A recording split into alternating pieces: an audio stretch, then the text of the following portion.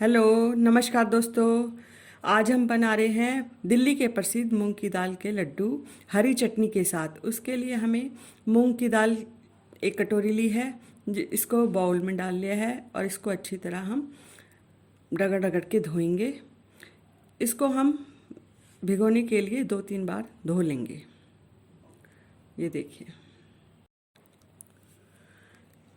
अब हमने अपनी मूंग की दाल को 4-5 बार धो लिया है। जब तक इसमें से गंदा पानी निकल रहा है, जब तक हमने धो लिया है। अब इसमें साफ़ पानी आ गया है।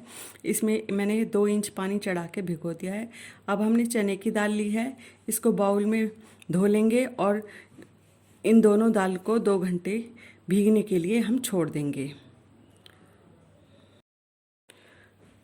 दोस्तों, इतने हमारी दाल भीग रही है, इतने हम अपनी चटनी की तैयारी कर लेते हैं। सबसे पहले हम धनिया ले लेते हैं और धनिया को हमने बारीक काट ले लिया है। प्याज ले लिया है, 4-5 मिर्च ले लिया है, धनिया, ये पुदीने की पत्तियाँ, नींबू रस, जीरा, नमक, ये हमारा चटनी बनाने का सामान है। अब हम मिक्सी में धनिया डाल देते हैं। इसके बाद हम 2 ये हमारे कटे हुए प्याज हैं तो वो डाल दिए हैं। 4-5 हरी मिर्च मैंने काट के रखी है, वो डाल दी। पुदीने की पत्तियाँ डाल दी हैं। इसके बाद हम नींबू का रस डाल देते हैं। जीरा 1 चम्मच डाला है, थोड़ा सा नमक आधी चम्मच, और इसके बाद हम डालते हैं थोड़ा सा पानी। इस अब हम इसको पीस लेते हैं। अब ये हमारी चटनी बन गई है, बहुत अच्छी हमारी चटनी बनी है। इसको निकाल लेते हैं हम अब एक बाउल में। ये हमने अपनी सारी चटनी निकाल ली है। ये जो हमारी मूली हैं, अब हम इसको कद्दूकस कर लेते हैं। अब हमने हमारी दाल को भीगे हुए 2 घंटे से ज़्यादा हो गया है। हमने दोनों अपनी दालों का एक्स्ट्रा पानी निकाल लिया है। अब हम मूंग की दाल को पीसेंगे, अपने मिक्सी में डाल लेते हैं। ये देखो, हमने मूंग की दाल पीस ली है। अब इसको हम एक बॉयल में निकाल लेंगे। ये सारी दाल हमने अपने इस बॉयल में निकाल लेते हैं। हमने मूंग की दाल पीस के बॉयल में निकाल लिए। इसको पीसने के लिए हमने डाला था 1 चम्मच पानी। अब डाल लेते हैं हम चने की दाल। चने, अब लड्डू में फ्लेवर लाने के लिए हम डाल लेते हैं धनिया और 1 हरी मिर्च, और इनको भी हम पीस लेते हैं। इसमें डालेंगे 2 चम्मच पानी। अब हमने चने की दाल को भी पीस लिया है, इसको भी इसी बाउल में निकाल लेते हैं और दोनों दाल को मिक्स कर लेते हैं। अब मैंने दोनों दाल को एक ही बाउल में निकाल लिया है। अब इन्हों को अच्छी तरह से मिक्स करेंगे और फेंटेंगे। इसको 10 मिनट तक हम फेंटते जाएंगे। इसको एक ही दिशा में फेंटते जाएंगे, और देखो, जिससे हमारी ये मूंग की दाल फूल के फ्लॉफी हो जाए। अब हमारी दाल को फेंटते हुए 10 मिनट हो गए हैं। अब हमारी दाल बहुत हल्की और फ्लॉफी हो गई है। अब हम इसके बाद डालेंगे थोड़ा सा नमक। ये मैंने आधी चम्मच नमक डाला है।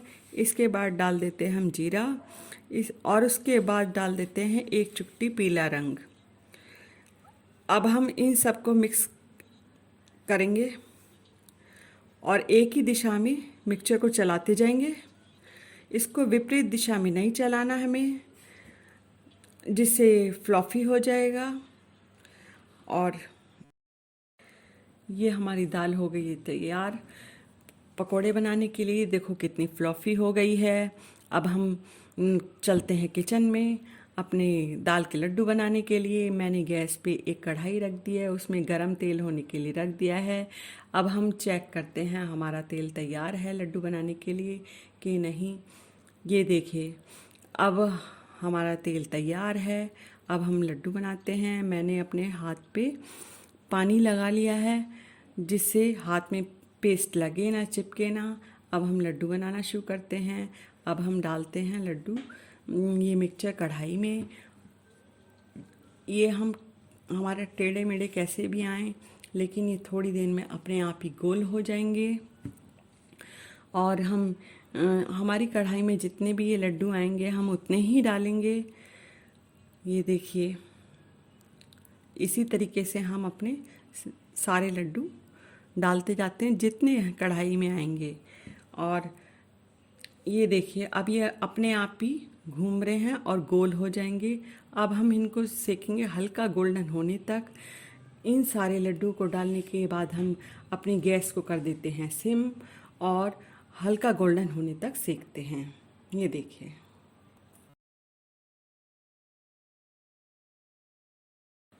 ये देखिए हमारे सारे कढ़ाई में लड्डू आ चुके हैं। ये देखिए अपने आप गोल हो गए हैं और अब हम इनको हल्का गोल्डन होने तक सेकेंगे। ये इनों का कलर बदल रहा है और गोल्डन होने लगे हैं, लेकिन अभी हम इनों को 1 मिनट और सेकेंगे जिससे थोड़े से और गोल्डन हो जाएं। ये देखिए अब हमारे गोल्डन कलर होने लगा है। अब ये हमारे लड्डू, मूंग की दाल के लड्डू तैयार हो गए हैं। अब हम इन्हें निकालते हैं, साइड पे करके इनका एक्स्ट्रा तेल निकाल देते हैं और जो बाकी एक्स्ट्रा तेल है वो कागज़ पे, हम वाइट कागज़ पे निकाला है, निकल जाए। इस तरीके से हम सारे लड्डू हमने मिर्च के पकोड़े बनाने के लिए ले लिए 2 मिर्च और 1 आलू लिए है। उसमें डाल लेते हैं चाट मसाला और नमक। अब हम इसको मिक्स कर लेंगे और ये सारा मिक्सचर बना के हम मिर्च में भर लेंगे। अब हमने मिर्च में बीच में चीरा लगा लिया है और अब इस आलू के पेस्ट को हम भर लेंगे मिर्च के अंदर इस तरीके से।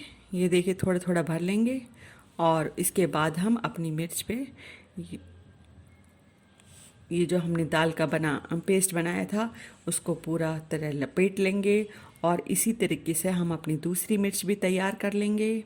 उसमें भी आलू भरेंगे और इसी तरीके अभी हमने मूंग की दाल का पकौड़ा दाल में अच्छी तरह लपेट के कढ़ाई में छोड़ देते हैं।